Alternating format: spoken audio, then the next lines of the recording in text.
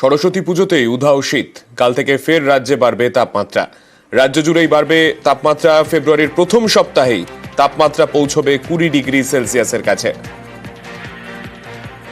আমাদের সঙ্গে রয়েছেন আমাদের প্রতিনিধি বিশ্বজিৎ সাহা। বিশ্বজিতের কাছেই চলে যাব। বিশ্বজিৎ, সরস্বতী পুজো আগে বলা হতো যে সরস্বতী পুজোটা কাটলে তারপর থেকে ঠান্ডাটা চলে যায়, কিন্তু এবার সরস্বতী পুজোর সময় যদি মোটামুটি 20 ডিগ্রি সেলসিয়াস সর্বনিম্ন তাপমাত্রা থাকে তাহলে তো একেবারে শীত তার আগেই চলে যাচ্ছে।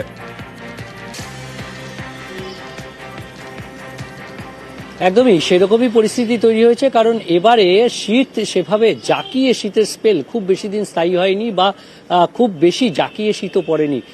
আমরা দেখেছি যে মকর সংক্রান্তিতেও একটা নাতিশীতোষ্ণ আবহাওয়া ছিল, বড়দিনেও সেভাবেই শীতের দেখা মেলেনি। এবার সরস্বতী পুজোতে শীতের আমেজটাও উধাও হয়ে যাবে এমনটাই পূর্বাভাস রয়েছে, কারণ একের পর এক পশ্চিমী ঝঞ্ঝা আসছে। একটি পশ্চিমী ঝঞ্ঝা আজ এবং আগামীকাল পাস করবে সিকিমের ওপর দিয়ে, তার ফলে উত্তরবঙ্গে আবহাওয়ার বদল হবে। কিন্তু তারপর পর পশ্চিমী ঝঞ্ঝা রয়েছে। 29শে জানুয়ারি একটি পশ্চিমী ঝঞ্ঝা ঢুকছে উত্তর পশ্চিম ভারতে। 1 ফেব্রুয়ারি আবার আরও একটি পশ্চিমী ঝঞ্ঝা। কাজেই উত্তর পশ্চিমের যে শীতল হাওয়া, সেই শীতল হাওয়া আসার আর কোনো চান্স নেই। আর সেই জায়গা নেবে দক্ষিণ পূবালি হাওয়া, অর্থাৎ দক্ষিণ পূর্বের যে হাওয়া, তাতে জলীয় বাষ্পপূর্ণ গরম হাওয়া।